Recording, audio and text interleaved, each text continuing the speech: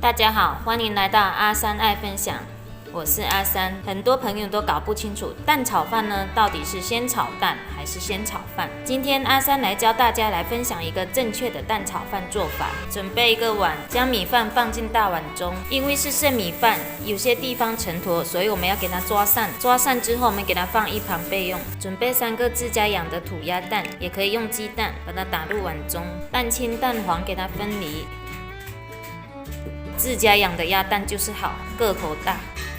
用筷子给它搅散，蛋黄搅匀之后，我们给它倒入米饭中，然后用筷子给它搅拌均匀，让每一粒米呢都能够沾上蛋液。这个米饭有点粘性，经过炒之后呢，它会粒粒分明。好像这样就可以了。我们给它放一旁备用。准备点配菜，将豌豆扒开，取出里面的小豆，半个薏米给它扒成小粒。接下来我们来把洋葱切成小碎丁，切好我们给它放盘中备用。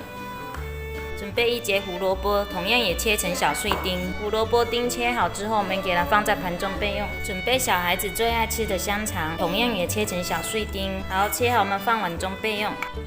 锅中烧水，将胡萝卜粒、薏米粒还有青豆粒倒入水中焯水。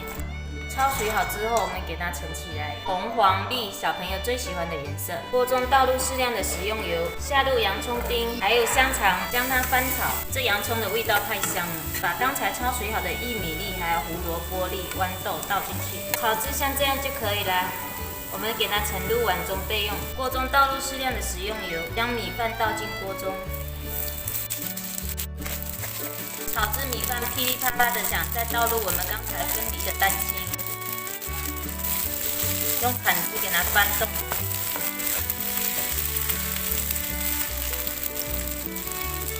好，炒至这样粒粒分明，倒入我们刚才炒好的菜。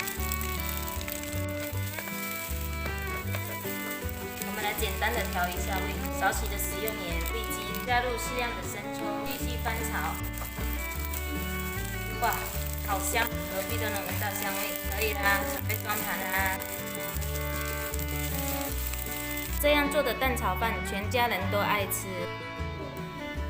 红黄绿紫都有。这样的方法炒饭，炒出来的饭呢粒粒分明。朋友们，你们来试一试吧。喜欢美食的朋友，记得关注阿三爱分享的频道哦。